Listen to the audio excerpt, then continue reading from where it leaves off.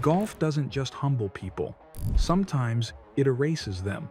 One year, you're the next savior of the sport. The next year, you're a warning label. And the scary part is this: a lot of these downfalls didn't happen slowly. They happened fast, in public, with nowhere to hide. We're counting down the most brutal downfalls in golf history from 10 to 1. And when we hit number 1, you'll see why golf might just be the most unforgiving sport on earth. Let's jump straight into it. Number 10, Ty Tryon. His is the too early story every golf parent should know about. In December 2001, Ty Tryon earned fully exempt PGA Tour status for the 2002 season at just 17 years old. He did it by finishing the final stage of Q School in West Palm Beach, Florida. He closed with a 6 under 66 that included 4 birdies and an eagle to surge inside the cutoff. But here's the thing about golf. The moment you do something historic, you stop being a kid with potential. You become a headline with expectations. And having a tour card and being ready for tour life are two very different universes. The travel, the pressure, the constant judging. It's a meat grinder even for grown men, let alone a high schooler. The proof showed up immediately. His rookie year was derailed by tonsillitis and mononucleosis, and even with a major medical extension into 2003, he made only 4 cuts in 17 starts and couldn't keep his card. Tryon's downfall is brutal because it didn't look like failure. It looked like the sport handing someone a crown before he had the neck muscles to wear it. And trust me, the next ones aren't just pressure stories. They get uglier. Number 9 on our list is Smiley Kaufman, a player who had the kind of breakthrough that usually starts a real career. In October 2015, he won the Shriners Hospitals for Children Open by closing with a 10 under 61 in just his 5th PGA Tour start. That's not just a solid rookie year. That's instant star material. But then the slide hit. In interviews and reporting later, the story turned into a mix of injury, confidence issues, and the mental weight of trying to be the guy people decided he was supposed to be. One stat tells the whole horror story. In the 2017 to 2018 PGA Tour season, he missed 18 cuts in 22 starts and withdrew once. That's the brutal part. Golf doesn't always end you with one explosion. Sometimes it just slowly turns your name into a memory, while you're still out there trying to fix it. Now, let's go from slowly fading to something scarier. Which brings us to number 8, Yani Tseng. Yani Tseng didn't just peak, she ruled. She won 5 major championships and 15 LPGA titles, and she held world number 1 for 109 consecutive weeks, from 2011 to 2013. And in 2011, it got ridiculous. 7 LPGA wins and 12 worldwide wins in a single year.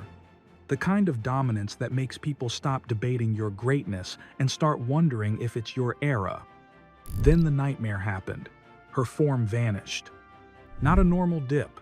Not for one season. The kind of slump that makes fans ask the most insulting question in sports. Did the talent disappear, or was it never real? Her downfall is brutal because it's the purest fear in golf.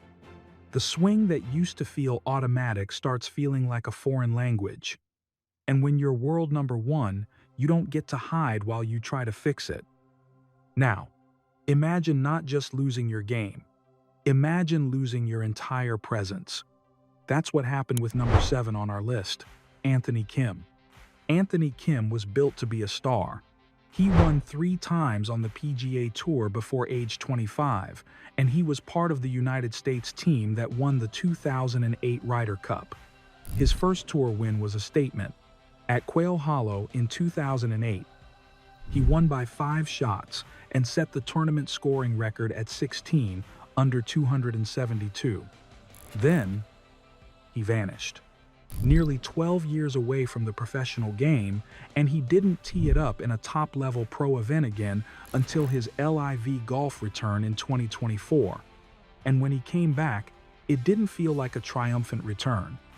The official reason was injury, his Achilles tendon rupture in 2012 and a string of surgeries afterward. But the rumor says it was the money. Reports said he collected at least part of a $10 to $20 million disability policy, and that returning to professional golf could mean paying it back. So his absence turned into one of golf's loudest mysteries.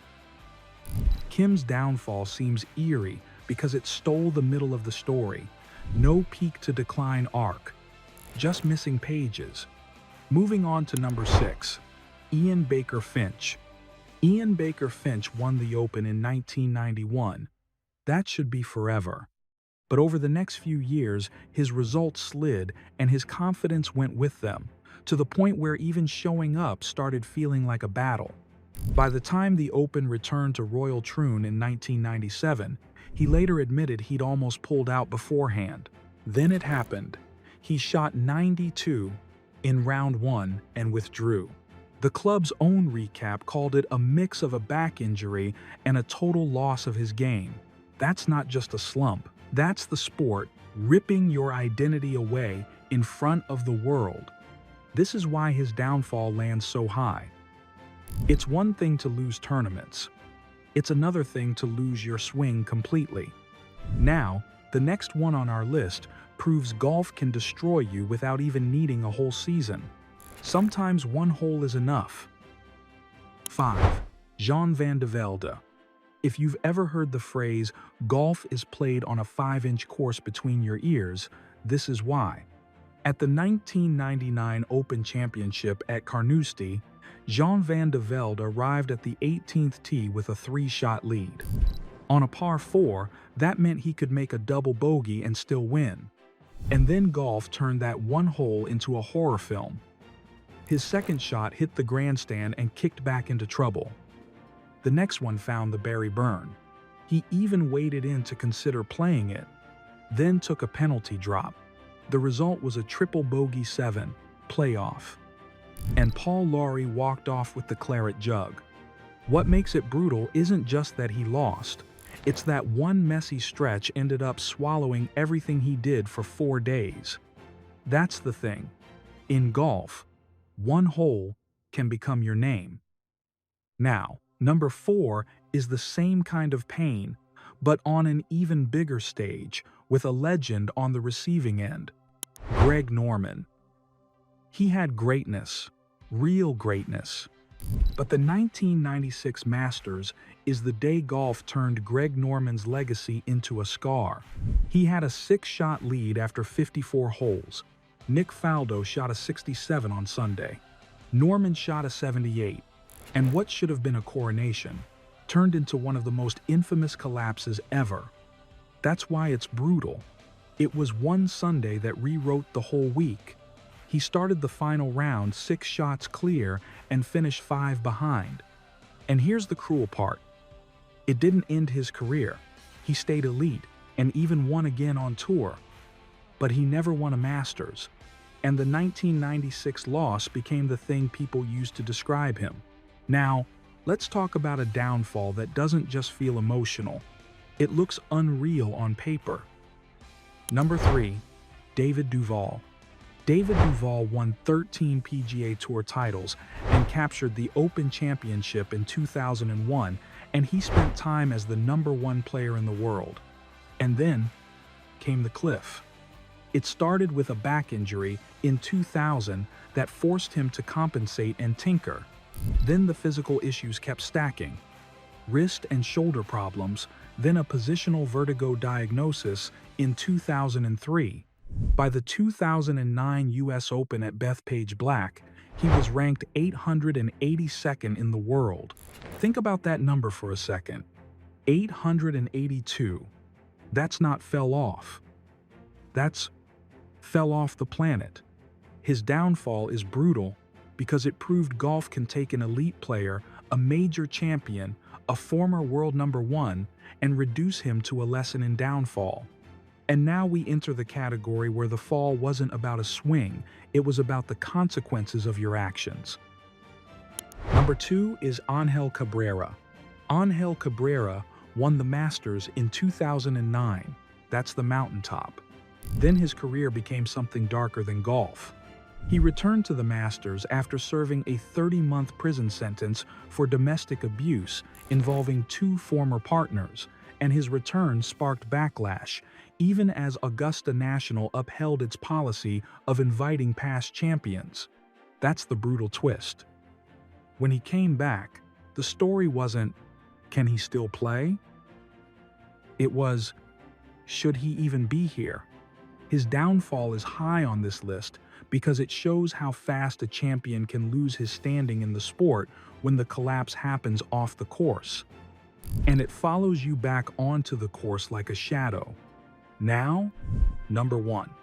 This isn't just the biggest golfer's downfall. It's the biggest fall the sport has ever watched in real time. 1. Tiger Woods. The downfall that became a global event. Tiger Woods wasn't just dominant, he was golf's gravity. He won 82 PGA Tour events and 15 major championships. He also spent 683 weeks as world number 1, including a stretch of 281 consecutive weeks. So when Tiger fell, it wasn't a normal sports scandal, it was a cultural moment. 2009 shattered the image. The public persona cracked. The brand took hits. The invincibility died. But here's the part people forget. That was only downfall number 1. The second downfall was physical. Years of surgeries, years of comebacks, and then the grim reality that the body eventually collects what golf debt demands. Tiger is number 1 because nobody had a higher throne. And nobody had a fall, that public, that defining, and that impossible to separate from the greatness. He didn't just lose tournaments. He watched the world learn, in real time, that even the king can bleed.